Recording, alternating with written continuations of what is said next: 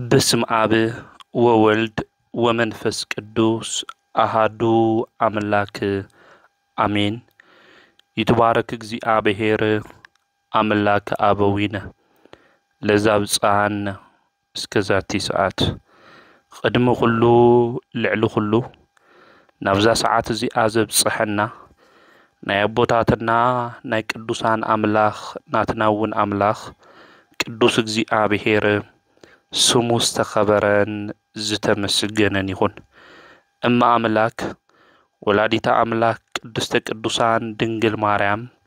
سلفصوم أدونتا سلفصوم خبرن مسجانان يبصحيا خمون قدوسان أبوتاتنا قدوسان أديتاتنا بستوهاوم خبر متن كله مسجانا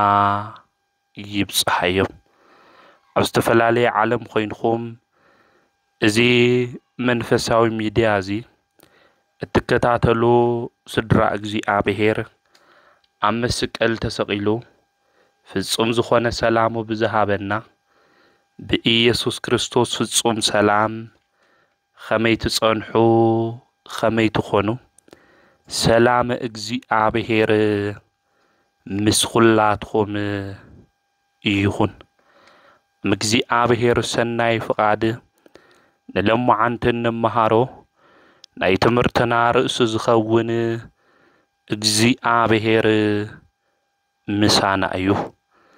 زك على زئن رخبو أماتيوس وانجيل معراف حدا قصري إسرائيل سلست أيو انقوا نقدوس أمانوئيل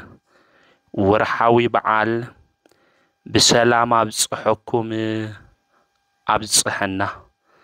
بأرثوذكساوي توحدو بيت كريستيان كل شاع علت إسرائيل شمونتي أمانوئيل النابلنا بعالو نخبرنا أمانوئيل مالت እግዚአብሔር مسانا خونه مالتيو أقدمو نبيو إساياس أبتن بيت مصحفو معراف شوعات قصري 14 كنا نببنت لنا سلازي እግዚአብሔር بعلو ملكت كهبكم يو እግዚአብሔር ملكت خمزهب نبيو إساياس كناغر انتلو نملكتنا إذا ملكت زيئة بيتنا قدست قدوسان دنجل مارياميا ناي دحنتنا ملكت خوينا زتوهاوتنا بدنجلنا سانيسا دما بدنجلنا زولدت كاب እግዚአብሔር زتقبلنا يا ملكتنا دنجل مارياميا نهو دنجل كتصنسيا ودون كتولديا سمو دما آمانوئيل لا كتسميئو يائلو نبيو إساياس قويتا قدم مولادو قدمي شمون تميت عامت زنبرا ناي እግዚአብሔር نبي إيو زنبي زي زتناغرو ناي تسفا قال نكفصم دما بزمن سغاوي እግዚአብሔር ወልድ ካብ ንጽይተ ንጹሃን ካብ ድንግል ማርያም ካብ ስጋአ ስጋ ካብ ነፍሳ ድማ ነፍሲ ነሲኡ ከምዝ ውለድ መልአኩ ቅዱስ ገብርኤል ድማ ከምዚ ኢሉ አብሲርዋዩ እነሆ ትንጸንሲ ኢኺ ስሙ ድማ አማኑኤል ትትብሉ ኢኺ አማኑኤል ማለት እግዚአብሔር ምሳና ማለት እዩ ኢሉ ኣብ ማቴዎስ ወንጌል ምዕራፍ 1 ቁጽሪ 23 ድማ ንረኽቦ ኢና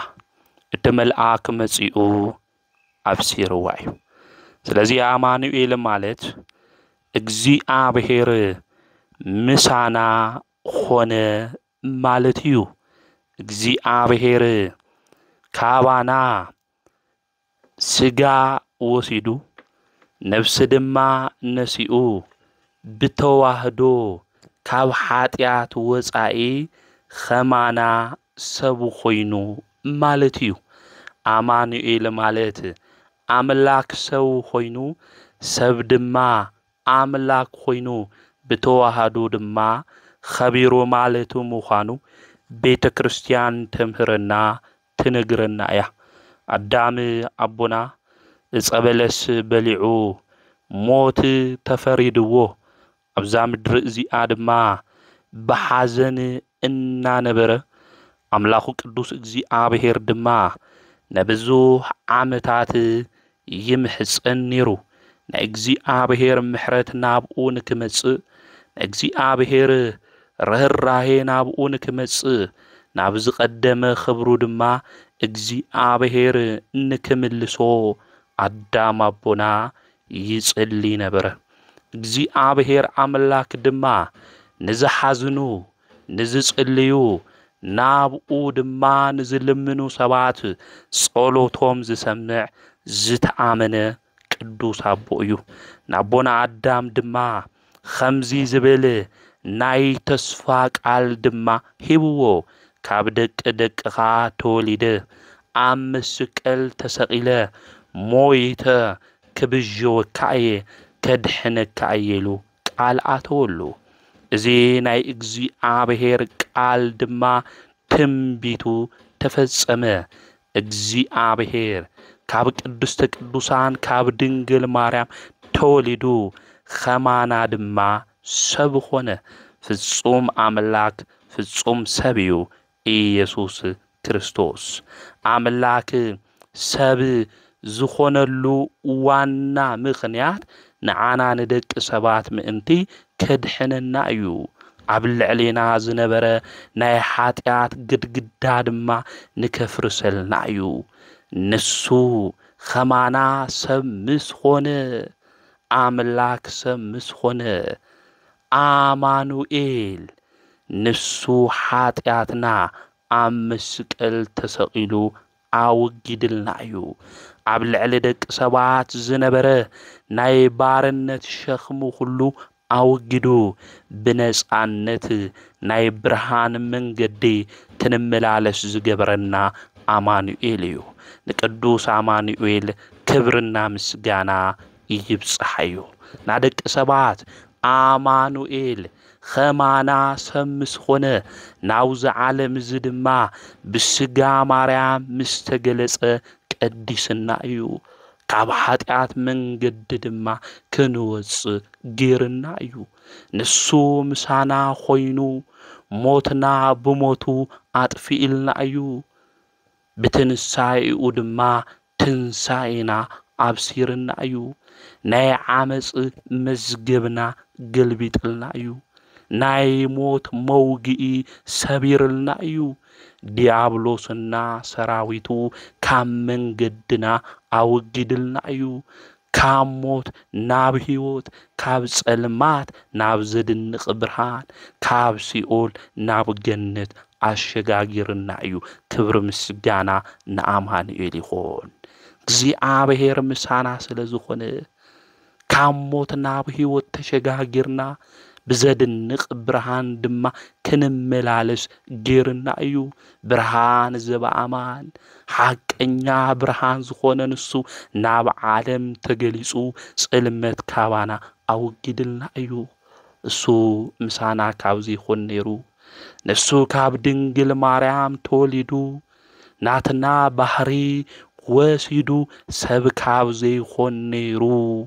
ንሕና እንታይ ምኾንና ነርና ወገናተይ ልበ ኣምላክ ዳዊት ኣብ መዝሙር 124 ቁጽሪ 1 ኸምዚ እናበለ እዩ ዝዘምር እስራኤል ኸምዚ ይብል ንግዚኡ እስራኤል ዘስጋ እዩ እስራኤል ዘነፍስ ዝተባሃልና ድማ ንሕና ኢና እግዚአብሔር ምሳና እንተዘይኸውን ሰባት ኣብ ልዕሊና ክትንስኡ እንተለዉ እግዚአብሔር ምሳና እንተዘይኸውን ቁጥዖም ኣብ ልዕኔና እንትነድድ ብህይወት እንተለና መዋሓጡና ነይሮም ኢሉ ይናገር بهيوت النهالنا انتايم جبرونا موحاتنا نيروم نحمش تشحي حمش مئة زمان ديابلوسنا سراويتو عبسيول يجنقنا نيروم بإجراء عجان تدما نقطقط نيرنا آمانوئيل زي آبهير مسانا كاوزي خون نيرو عدلنا هيوتنا زمخون نيرو صدقنا هم مرقم شرقي متقوصر نيرو اتمصاودي زنبره ነገር ድማ የምተሰበረይ ነሩ ብዲያውሎስ ተታሒዝና ድማ ናዩ ባሪያ ኾይና ንዝል ዓለም በህይወት እንተልና መዋሓጥና ነሩ ሽዑማይ መስጠመና ነሩ ኣብ ልዕሊ ነብስና ውሕጅ መሓለፈ ነሩ خمؤون نمنكاس عصنانهم زي جبرنا اجزي عبير يمسجن يزبل نمنكاس سنهم زي جبرنا نفسنا خم عيف خمفن تري هادانو عملت مفن تري تبتخ نحناون عملتنا يزبل اتمسو مسعودي زنبره نفندر زنبره انتاي خوينا تسبره زهدونو الناس زنبرو منفريوم انتاي خوينا تبتخ تسبره نحناون عملتنا نابل ايو زناجر لك ايو እግዚአብሔር ምሳና ካብዚ ኾን ነይሩ ሞት ኣብ ልዕሌና ሰልጢኑ ብረደተ መቃብር ረደተ ሲኦል በሞተ ስጋ ሞተ ነፍስ ረኺብና ንዘል ዓለም ኣብ ጸልማት ማውኮነኒን ምነበርና ነርና እግዚአብሔር ምሳና ስለዝኾነ ድማ ናይ ሞት መውግእን ኃይልን ተሰይሩ ሰንሰለት ድማ تبتسو نايس الجدجدا دما فريسو زتعصو جنة دما تخفيتو نفسات دما كابسي أول وزي أميم እግዚአብሔር مسبن سلازخونه مسانا سلازخونه صلاينا ديابلوس እናሽንፈሉ ኃይል ዝረኸብና እግዚአብሔር مسانا سلازخونه آمانوئيل مسانا سلازخونه እዩ እግዚአብሔር مسانا تزيخون نيرو حيلي محلوناي عبارنتنا موتنا كنبر نيرنا كاوزو كلو كنوص زغبرنا بهيوتن بصدقن منجد كنملالس زغبرنا خبرنا عنقنا نسو آمانوئيل እግዚአብሔር سمو استخبرن زتمسجنن يهون وغناتي بهيوت زمنا እግዚአብሔር مسانا اندحر خوينو زشنفنا نغر يلن نزيو قدوس باولوس اوزي اوروم يملختو معراف شومون تقطر 31 كناغر انتلو እግዚአብሔር مسانا كاو خونه من يقاومنا من يخلنا نابل زتناغر نزيو እግዚአብሔር مسانا اندحر خوينو موت بالعلينا سلطان يبلون እግዚአብሔር مسانا اندحر خوينو ديابلوسنا سراويتو اي سعروناي آمانوئيل مسانا اندحر خوينو سلازي እግዚአብሔር مسانا خوينو زي حلفو نغرات بزح غزي حليفنا اينا وغناتي እግዚአብሔር مسانا ايو نحنا بحاتيات مخنيات كابو حقفونا وصانا نخدمبر كل الشاع تزتامنه حياواي غواسا دقو الناس اوعه زي فلينا بومخانو مفلاطنا مردا يدل ايو نسو مسانا سلازخونه نموت سعرنا كبارنت دمانس عوصيدا بهيوت منجدي مناي صدقي منجد كنملالس غيرنا ايو سلازي نعو تسفا كنجبر يقبئنا ناوتنا بصحيت انا فصمنا ناتنا صراح انا سرحنا አምላኽና ቅዱስ እግዚአብሔር ተስፋ መጸግዕ ጌርና አማኑኤል ሽሙ ክንጽውዖ ይግብእና ድሕር ገዴ ሞት ኣብ ልዕሌና ስልጣን የብሎን ብሞቱ ንሱ ነቲ ሞት ሒዝና ስልጣን ዝነበሮ ኣብ መቃብር ከምኡውን ኣብ ሲኦል በመከራ ዝጭንቅና ዝነበረ ብጎይታ ተሸኒፉ ተሳዒሩ እዩ سودبا سجو قريسو دومو أفسيسو كاب ديابلوس بارنت نسعى أوصي إنايو كاب ديابلوس بارنت نسعى زوص إنا ملاخنا قدوس آمانوئيل كل الشاع مسانا أيومو شومو نسأوعيو سبز عززنا نايك قدسنا من قدنا إنا تملالسنا نكنخد يقبئنا أو زعالم زي مبزحتنا جزي آبهير عملاك مسانا أيو كبهالن تلو نحنا كاب جزي آبهير عملاك من قدما النار حقنا بزيد اللي نايموت من درنا خدنا بهيوت من قد من مللاس انبيز بلنا بزحاتنا لخنا قويتانا مدحانيتنا إيسوس كريستوس آمانوئيل مسانا أيو نسو مسانا سلزخونة حيلي ديابلوس تشنفو سيقول دما نسعى بعدو خوينا ايا آب اوزنبرو نفسات دما آوزيقوم ناب جنت ملسوهم يو زعملاك زي مسانا يو زعملاك زي مسانا مخانو نافلتنا عب عالم فتنا كبصحنا انتلو بعالم فتنا نعو انامزنا يو كابو ناهيوت معدي من قدقن كنوص أيقب إنهاي مبزحتنا خزي كاب እግዚአብሔር መንገድ ወፂና ኣብ ጸልማት መንገዲ ኣብ ዓለም ኃጢአት ባሕሪ እንሕምስ ዘለና ብዙሓቲና ንሱ ግን ኩልሻ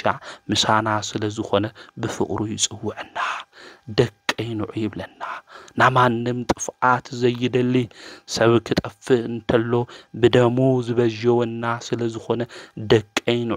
በምሕረት መንገድ ድማ ተመላለሱና በለ ምሕረቱን ፍቅሩን ኣብ ልዕሌና ዝብዝሕ ሕልና ካብ ጸላኢ መጻወድ ድማ ዓለት ዕለት ዘምልጠና አማኑኤል እዩ ንሱ ሁልሻ ምሳና እዩ ንሱ ምሳና ካብዚ ይኾን ነይሩ ወገናተይ ነገራት ሁሉ ኸቢድና ናብ ኻሊ ዓለም ውሽጥ አቲና ተስፋ ቆሪጽና መቀረና ነርና ተስፋና ጸግዕና ዝኾነ ኃይልና ንሱ አማኑኤል ሁልሻ ምሳና እዩ ስለዚህ እግዚአብሔር ምሳና እንድሕር ኮይኑ ዝቃወመና የለን ዝስዕረና ድማ የለን ንሱ ምሳና ስለ ዝኾነ ካብ ሰዓርት እንታይ ንኾኒና ንበልጽና ኃይል ብዝህበና ብኡ በክርስቶስ ድማ ነሽንፊና ስለዚህ እግዚአብሔር ምሳና ምዃኑ ክንሓስብ ይግብእና ኣብ መዓልቲ አብለይቲ አስተፈላለየ ጊዜ ኮን እንተሎ ቅዱስ አማኑኤል ንሱ ኢየሱስ ክርስቶስ ምሳና ምዃኑ ክንፈልጥ ክንርዳ ይግብእና እሱ ምሳና ምዃኑ ተረዲእና ድማ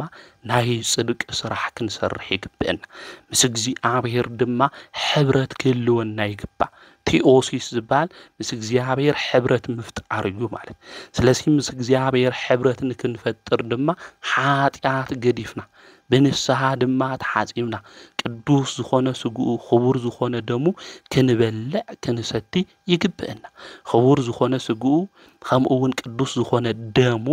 እንድሕር በልዕና ሰቲና ንዘለዓለም ድማ ንሱ አባና ከም ዝነብር ምፍላጥና ምርዳ ይድሊ ማለት ስለዚህ ብምግባር በሃይማኖት ጸኒዕና ብናይ ጽድቅ ፍረ ድማ አፍሪና እግዚአብሔር ምሳና ንክኾን ናይ ቅድስና ስራሕ ክንሰርሕ ይግብእና እዚ ሕብረትና ምስ መን እዩ ምስ ጸልማት ዝገዝእ ናይ ጸልማት መንገዲ ሁሉ እናኸፈተ ናብ ሞት ዝወስደና ዲያብሎስ ድዩ ወይስ ምስ እግዚአብሔር ሕብረትና ስለዚህ ምስ እግዚአብሔር ሕብረት ክህልወና እንድሕር ደሊና ኃጢአትና ሁሉ ክንገድፍ ይግብእና ናይ ርኩሰት መንገዲ ሁሉ ገዲፍና ብናይ ጽድቅ መንገዲ እሱ ብዝኣዘዘና ናይ ህይወት መንገድታት ክንጓዓዝ ፍነቶ ጽድቅ ድማ ክንሕዝ ይግብእና እግዚአብሔር ካብ ሞት ከነምልጥ እሱ ምሳና ኮይኑ ንሞት ተሸኒፍዎ እዩ ኣብ መስቀል ተሰቂሉ ድማ ቤዛ ኮይኑ ተበዥውና እዩ እዚ በአንደበት ተናጊርና ዘይንውድኦ ዋጋ ዝተኸፈለ ንዓና እዩ ዝኹሉ ዋጋ ዝኸፈለ አማኑኤል እግዚአብሔር ምሳና ስለ ዝኾነ ምስኡ ሕብረት ጌርና ሕብረት እንገብረሉ ናይ ጽድቅ ስራሕ ድማ ክንሰርሕ يقبئنا بلمعنتي مسكرم إسراي شومونتي أبسنكسار كنا نببن تلنا مس إجزي عبهير خوينوم حبرة الدماء فتيروم كافت تفريدوهم زنبرة نايموت فرد دماء عمليتهم إجزي عبهير مسؤوم سلزخونة نزخصصهم دماء زحفرو كدوسان نذكرهمنا كافتهم كدوسان الصوم بعال إرفتا زخونة قدست سوسنا قدست سوسنا مسكرم إسراي شومونتي بعال إرفتايو سوسنا مالت لوا رقبيت مالتيو سوسنا ولدا إجزي عبهير زفرحو سلزنبرو نا إجزي عبهير قال دما إنا مجبو إيوم أعبيهم إجزي عبهير قال إنا مجبو إنا مهرو دما مس عبيوا إياكيم زبحال إيوكيم يولو ويخع إياكيم يلو يسوعو حفتام الزنبرة سبعي دما عمر عوا زي إسرائيلاويان عبابيلون زتمارخلو زمن ينيرو افت زمن السو كافتوم ناي إسرائيل وجنات زبحالو حفتام زنبرة سبيو إياكيم زي سبز دما تمرعوا عبجزء عكبابي بفلاي دما عبابيلون إفراطس زبحال جرب النيويو أفت جرب السو دما حفتام سلزنبرة محس أببوتها دما نبرو نسان أفت بوتها سو بعد خلت دما زتخببة إنا خدت سونتها دما تحس أب نبرت أفت زمن السو دما زتشمو ربنات حق زفلتو خلت ديانو دما نبرو زوم ديانو زيوم بعامس اللبوم زتملئيو قدوس مصحف كوا سلناتهم كزارب انتلو خمزي إزبل كابابيلون عامس عاكوصيو نهزبي زم حدرو ديانو فتح مهاب أيخلون يوم تباحيلو سلزوم عامس انياتات زيوم تنجيرو يو مصحف سوسنا معراف حد جميرنا اسكابن قصر شدشة كنا نببن تلنا دما نرخوينا زوم عامس انياتات زخونو ربنات دما فتح دليوم نابوهم نزمسو سبات دما عفت زمن السو بشللتنت فرد دما يهبو نبر فرد كبون تلو دما ناوزي سوعيزي حفتام سلزنبر بتدقاقامون يمسو عوون فردي يهبو نيرو سسنا يوا خمرق بزخونة إشوما بحق إجزي عبهير من قد تقو عازيا بملك عادما عازيا صبقت خمز نبرت قدوس مصحف ينقرن نسان عملاخات تفرح نسو عادما التخبر تحت زبلت مئززتي سبيت إيا نيرا كاوس أقرار إساك الساب صفر إقرار ما بزي مقراص سونتا بملؤو بنويح ولا الزبل خدان جيرايا تشفنو زنبرت سبعت بقى مئنتي كيسنا خلو نحنا قنا كدادنا نحواتي انت أيو زمسل سبعتنا وزموت سبعتنا وحات عز سحبن تحرخينو كاوسو سنا ممهار يدلئيو زا سوسنا زيا بخمزي بنسهنا من قده كتقو عازن تلا زوم ديانو خوينوم ربنات خوينوم زتشومو سبات علت نافت جزاسو يخدو سلزنبرو نسوسنا دما بتعامي قنجو سلزنبرت خمقون ملكعت سلزنبرت عائمرو دما زتدفنا سلزنبرت زوم ربنات زي دما فتووا بملكع دما تمارخو بملكع تماريخم دما عبالعليا خفو نجر نكجبرو صبوق جزي دما يدليو نبرو زي عابهر زفت أرو ملكيع كندنق نخئلينا نجر جن كامدنا حليفنا جن نايزموت حساب عوشتنا نملالس اندحر خوينا جن نمنزر لنا مخانا قدوس مصحفوني نجرنا الرئو زتمنيت يخونا آمن زركويل مرعي يخوني تحتيات ممناي نزموت نخالي نزيد اللي نسقاو فتوتنا دليت ممناي جن انتهي مخاني نجرنا قدوس مصحف حاتيات مرعي يخوني تحتيات مرعي ما كلنا نرئينا نجر جن رئينا ان منيو نجر ناي حاتيات ناي منزرا من قد سلالخونه تنجر سولك عليه مخانو قدوس وانجيلون بصفحات نجرنا زوم ربنات زيوم هون نصوصنا الرئوم نزموت دليت دما دليو عايمروم تاي سلازخونه سلاز تدفن بقونوع فردن كفردو جزي عابهير عملاخ تشيموم زنبر او تشيمو ومخنيات زينو جن تلتشيمو العالم كله الرسيعم كاو حلافنتهم نجر كله زنجعهم دم عينهم ناوسوسنا متأمات دم جمرو بفتوة سوسنا دم وشتهم خلتهم ندده سلازي نحن حدهم نكين نجاجرو دم تحدى لتحدى تحدون لتحدى عين نجاجرو ينيرو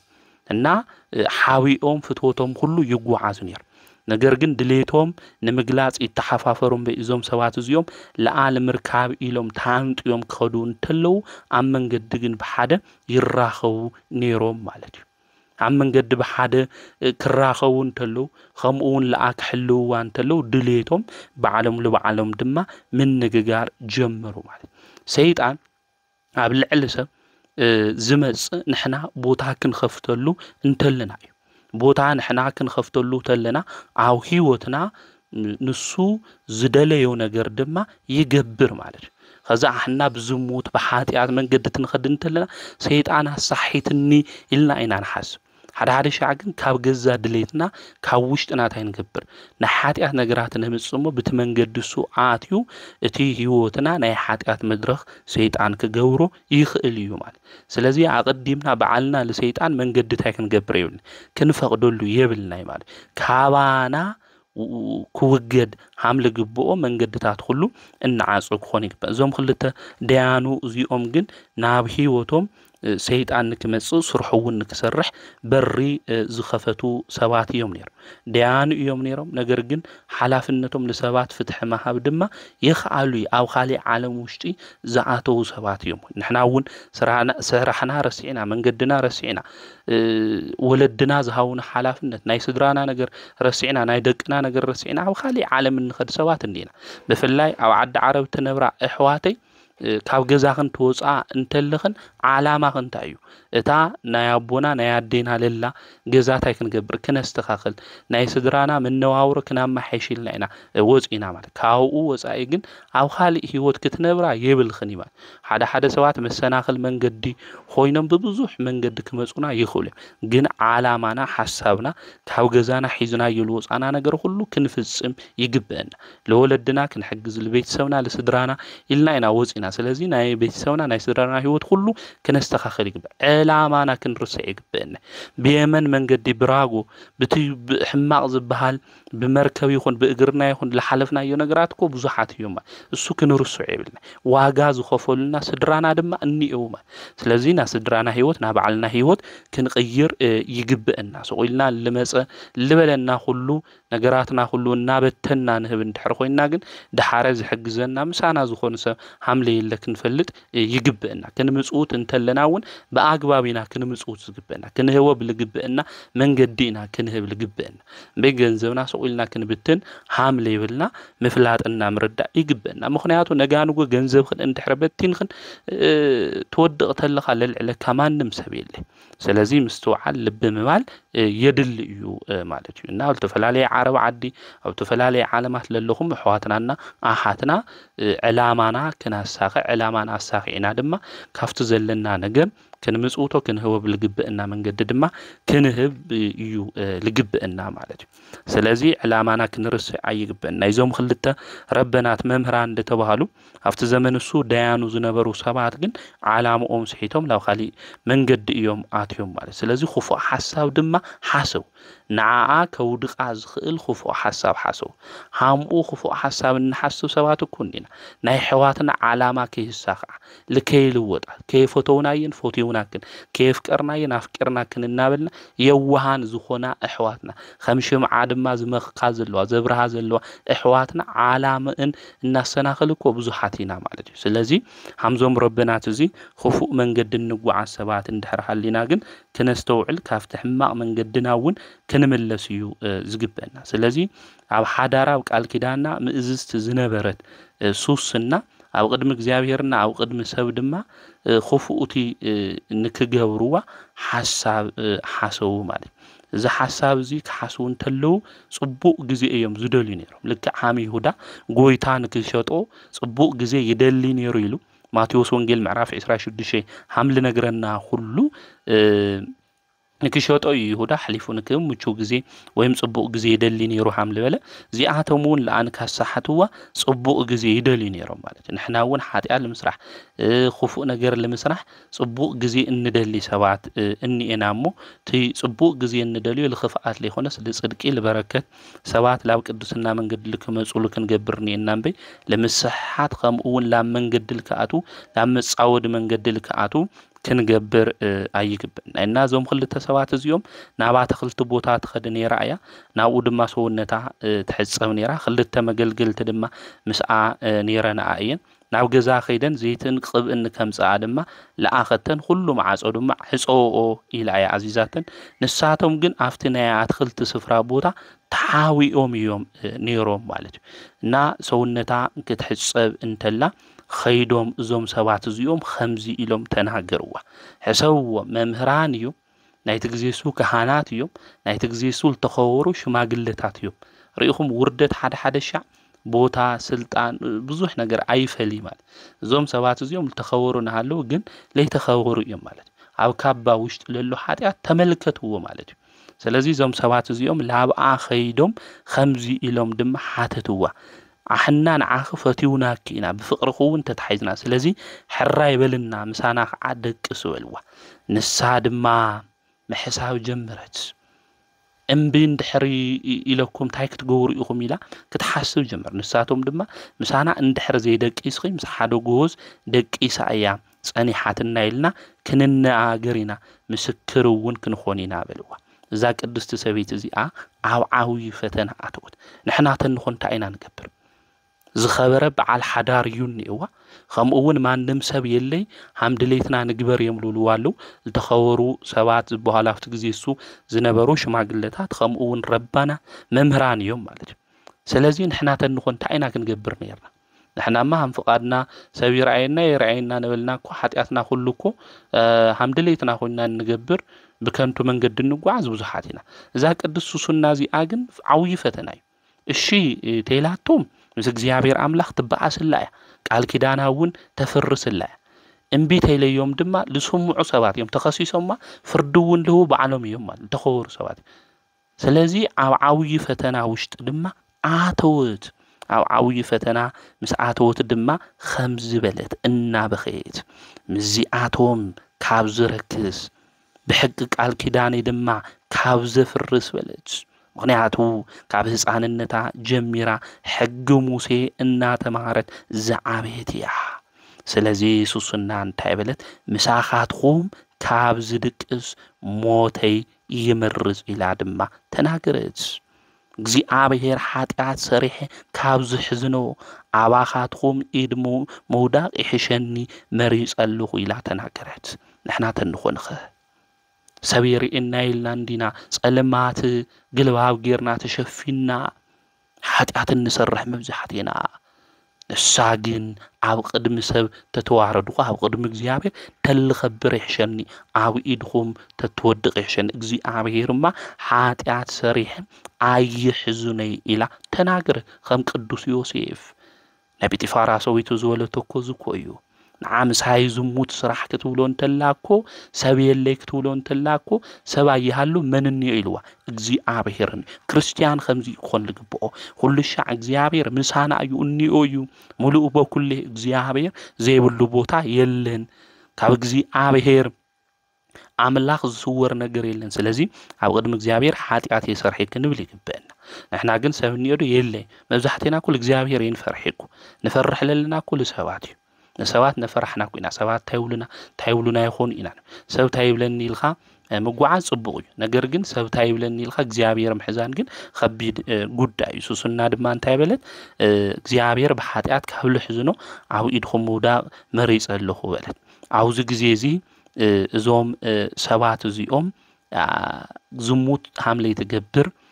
ተረዲኦም ምክንያቱ ሳ ክረክስ የብለይ ኢላ ውሽጣውን ክትምርምሮ እንተላ ውሽጣውን ተመላለስ ተላ ተሐስብ ተላ ታይላ አይተዘሙሉ በሕግና እግዚአብሔር እንየዩ ኢላ ዘኪራ እንታይ ገብረት ማለት እዩ ናይኹም ፍትወት ድሌት ክገብር አይኽሊ ክረክሱውን አይኽሊ ኢላ ለዞም ዲያኑ ዝነበሩ ሰባት ድማ ነገረቶም ማለት እዩ ንሕና እግዚአብሔር ቃል ንሐስብ ደንኾን ዝኾነ ነገር ክንገብር ትንብል ተለና ንእግዚአብሔር ቃል ትዝደ ይብለና ወይስ ንእግዚአብሔር ቃል ሁሉ ገዲፍና ከመ አሕዛብና ንኾን ስለዚህ ምስተዋዓል ልብ ማለት ለሃም ሱሱና ማለት ና ሱሱና ዝና እግዚአብሔር ቃል ዘዘኪራ ዝሙት ክሰርሕ አይኽሊ ኢላ አውዝ ግዜ እዚ ሞት ይሕሸኒ ኢላ ንሕና ምንባር ይሕሸና ኢልና ኃጢአትም በደልም ርኩሰትም ብዙሕ ነገርና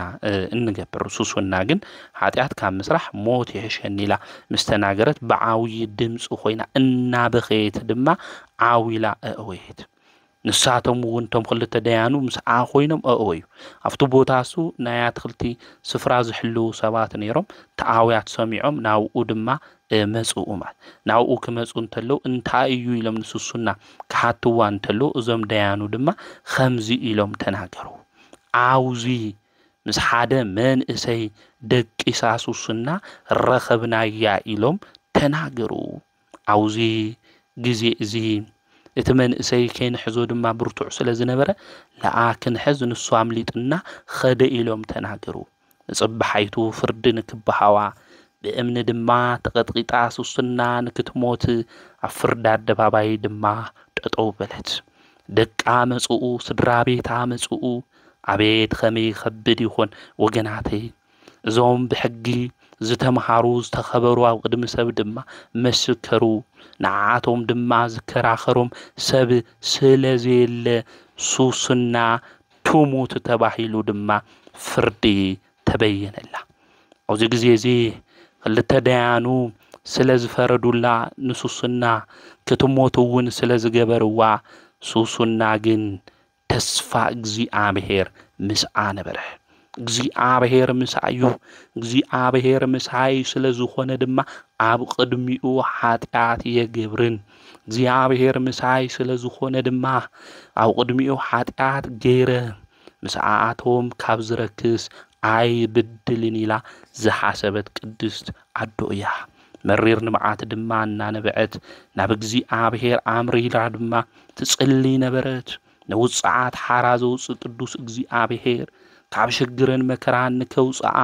በህይወት ከትርፋ ድማ ትጽሊ ነበረች ንሱስና ከቀትልዋ ናብ መቅተለ ቦታ ሒዞማ ከዱን ተለው ነብዩ ዳንኤል አፍት ዘመን እሱ ነበረ ነብዩ ዳንኤል ድማ ካብ ማእኸሎም እግዚአብሔር አትንሲኡ አነ ካብ ደምዛ ሰቤት እዚኣ ንጹህ ኢሉ ተናገረ ከምዚሉ ዓዊሉ ክናገር እንተሎ ንቃሉ ዝሰምዑ እስራኤላውያን ካብ ጉዕዞኦም ንድሕሪት ተመለሱ እግዚአብሔር ዝገለጸሉ እንታይ ሙኻኑ ድማ ሓተትዎ ምኽንያቱ ዳንኤል ኣብ ባቢሎን ዝገበሮ ነገር ስለዝፈልጡ ሓተትዎ ድማ ንሱ ድማ ብከንቱ ኢኹም ትፈርዱ ዘለኹም የማንን ጸጋምን ድማ የተመልከትኩም ይወሎም እቶም ህዝብ ድማ ንክእከቡ ዳንኤል ገበሮ ዳንኤል ንኽልቲኦም ድማ ነንበይኖም ድማ ሓተቶም ኣብ ትሕቲ እንታይ ኦም ይኻረኺብ ኻያ ኢሉ ነቲ ሓደ ድማ ሓተቶ ኣብ ምንታይ ኣደቂሳ ነይራ ኢሉ ነቲ ቀዳማይ ምስ ሓተቶ ኣብ ትሕቲ ኦም ብዕሪር ኢሉ መለሰ እቲ መበል ካልኣይ ድማ ክምልስ እንተሎ ነንበይኖም ይዝሓቶም ነይሩ ኣብ ቆጽሊ ሳግላ እየክብል መልስ ናኽልቲኦም ሓሶት ቃል ሙኻኑ ድማ እግዚአብሔር ድማ ገለጸ መጽሐፍ ቅዱስ ከናነብብ እንተለና ካብ ዘድንቁ ናይ ፍርዲ ታሪካት ኢታ ሓደ ናይ ሱሱና እዩ بحصوت يوم زفوات زيوم نفتوتهم ندليتهم يلوم سلزي تجبرلهم نشوسنا خسيسهم ما نيروم سوسنا دم እግዚአብሔር مسع ስለዝኾነ እግዚአብሔር የብድሊላ እግዚአብሔር ድማ ዓውይ ነገር ገብረ ሓሶቶም ኣብ ማእኸል ህዝብ ድማ እዞም ዳያኑ መምህራን ዝተባሃሉ ተገለጸ ዳንኤል ማለት እግዚአብሔር ዳኛ እዩ እግዚአብሔር ፈራዲ እዩ ልክዩ እግዚአብሔር ይፈርድ እዩ حقኛ ፈራድን እሱ አምላክና ቅዱስ እግዚአብሔር እዩ حق ክትድንጉይ ትኽእል እምበር እግዚአብሔር ብእዋናና በግዚአ ይገልጻዩ ስለዚህ ኢየሱስና እግዚአብሔር ምሳዩ የብድሊ ስለዝበለት እቲ ምስዓ ዝኾነ አምላክ ቅዱስ እግዚአብሔር ድማ ካሞት መንደር አምሊጥዋ ብህይወት ክትነብር ገይርዋዩ እቶም ዝሐሰው እግዚአብሔር ፍርድ ድማ ዘጉደሉ አመፀኛታት ረበናት መምህራን ዳያኑ ዝነበሩ ድማ ንሶም ንክሞቱ بخفعاتهم دما نكقتلوا تجبروا سوسنا وقدم سبعيان وقدم حزبين عوي موجوس دما رخبت እግዚአብሔር ጸጋን موجوسን دما حبا نبيو دانيኤል دما ማእኸል ህዝብ እስራኤል ንእግዚአብሔር ሰሙኻኑ دما ተፈለጠ እግዚአብሔር ምሕረቱ ራዩ ንእግዚአብሔር ፍርድ ራዩ ወገናቴ ስለዚህ ሁሉ ሻዕ ምሳና መንዩ እንድሕሪልና አምላኽና ቅዱስ እግዚአብሔር ሁሉ ሻዕ ምሳና ምዃኑ ፈሊጥና ተረዲና በህይወት ዘመንና ሁሉ ከነጓዝ እንተለና አምላክና ቅዱስ እግዚአብሔር ነገራት ሁሉ ከስተኻኸል ዝኽእል ዝተአመነ ቅዱስ አቦ ምዃኑ በህይወት ዘመን ሁሉ ክንፈልጥ ከነረዳ ይግብእና ስለዚህ ቅዱስ ሱስና ካውዞም ሐሰውቱ ዚዮም በዝመንገድ ዚ እግዚአብሔር ስለልተአመነት አምላክ ቅዱስ እግዚአብሔርን ካውዙ ፈተና ዚንታይ ገይርዋ አውጪዋ بلما عندي مسكرم إسرائيل شومونتي بزوح زمن نبرت دما بأعلى رفتا مخانو بيت كريستيان تنقرنا تردنا خمو مسكرم إسرائيل شومونتي قدوس خمو حفتو إيرائي بسماعية النت زعرفو لي زي قدوس أبادير بفلاي أو أنصوكيا منجستي ناي سراويت حلق از نبرة فاسيلدس ناي حفتو ودئيو ازي ناي منجست سراويتون افت زمن سو زجز زنبره ነገር ግን ለአምላኩ ለቅዱስ እግዚአብሔር ሁሉ ሻዕ ናይ ጸሎት ቦታ ገይሩ እና ጸለየ አምላኩ ቅዱስ እግዚአብሔር ዝምሕፀን ዝነበረ እዩ ጎይታ መድኃኒት ንሱ ኢየሱስ ክርስቶስ ውን በፍርቅ ለይቲ ተገሊጹ ክብረ ምስጋና ንዑ ይኹነሞ ናይ ሰማዕትነት አክሊል ኸምዝ ቅበል ሓፍቱ ኢራኢ ድማ ሒዝዋና ግብጽ ዓዲ ንክትኸድ ድማ ነጊርዎ እዩ ስለ ስጋኻ ነገር ድማ ከይተጨነቁ ሳሙኤል ዝበሃል ሰብ አው ክእዝዘል ኸአየ ኢሉ እግዚአብሔር ተናጊሩ እዩ ድሕርዚ ሓፍቱ ውን እግዚአብሔር ተገሊጹላ ናይ ሓውኸ ቃል ሰምዒ ትእዛዙውን አኽብሪ ኢሉ ተናጊሩዋ እና ፈረሐት ናው ሓዋ መጽያ ድማ ክብረ ምስጋና ንዑ ይኹኖሞ ጎይታይ ኢየሱስ ክርስቶስ ተገሊጽለ ኢላ ነገረቶ ንሱውን ብጣዕሚ ደስበሎ አምላኹም ቅዱስ እግዚአብሔርን አመስጊኖም ናብ ግብጽ ዓዲ ድማ ስለ ኢየሱስ ክርስቶስ ኢሎም ደሞም ንካፍስሱ ሰማዕትነት ንክቅበሉ ድማ በሓደ ምኽሪ ተስማዕምዑ ናይ ቅዱስ አባዲር አዲኦም ግን እዚ ምስ ሰምዐት خدانا قديدا مستوما قلقلتو زنبرو ناودا دما مسعت بسماعتنت نكيموت دما نقرتو السو دما ناي سماعتنت نقر ديوقلطيانوس كيتناغرو محللا عوز غزيزي كاب حزنا كله تعجسا صط بلت عديوم نقر جن بخالي معلتي سماعتنت نكقبلو እግዚአብሔር አምላኩውን ስለል ነገሮም በፈላይና በግብጽ ዓድ ከዱ እዮም ዝደልዩ ነሮም እስካብ አፍተ ጊዜ ሱ ዝበጽሕ ግን ቅዱስ አባዲር ለይቲ እናኸደ خدانو ድማ ቀይሩ ኣብ እስር ቤት ንዝነበሩ ሰባት ማይ ብምቅዳሕ ከምኡውን ምግቢ እናምጽ ዝሰናይ ተግባር እዚ ይገብር ነሩ ናይቲ እስር ቤት ዝሕሉ ሰብ ድማ ንማንም ንከይናገር ነጊርዎ ተተናጊሩ ግን በሰይፍ خሳዱ ከም ዝቆርጾ እዩ ነጊርዎ ነሩ ምክንያቱ ቅዱስ አባዲር ናይ ወታደር ሓላፊ ዝነበረ ሰብ እዩ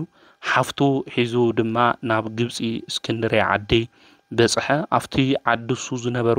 ወታደራት ድማ ናይ ሰራዊት ሓለቃ ጎይቶ አባዲር የኾነ ይድዩ ይብሉ ነይሮም እሱ ግን እናስሓቀ ንኡ ይመስል እምበር አነ የኾንኩ ኢሉ ናይ ባዕሉ ማንነት ዝሓብ ሰብዩ ነይሩ ንሕና ንኾነት ንእሽተይ ነገር እንድሕር ሃልያትና ክትግለጸልና ክትፍለጠልና እንደሊ ዕቡያት ልቢ ኢና ንሕና ንሱ ግን ናይ ክርስቶስ መከራ ንክቅበል ምኽንያቱ ሓለቆም እንድሕር ኮይኑ ኣብ ልዕሊኡ ታይ ገብር ኢዶም የልዑሊ ናይ ክርስቶስ መከራ ንክቅበል ግን ሁሉ እናሰአኑ መከራ ተቀበሉ ኢሉ ቅዱስ ጳውሎስ ለተናገሮ ልዙ እዩ ማለት ስለዚ እቲ ሓላፊና ሓለቃ ሰራዊት ድዩ ክብሉ እንተሎ ልኡ ይመስል እምበ ይኾን ኮይኑ ናይ ባዕሉ ማንነት እንሓበ ናይ ክርስቶስ ክብሪ ድማ ዝገልጽ ዝነበረ ቅዱስ አቦ እዩ ኣብ እስክንድርያ ምስ በጽሑ ድማ አባ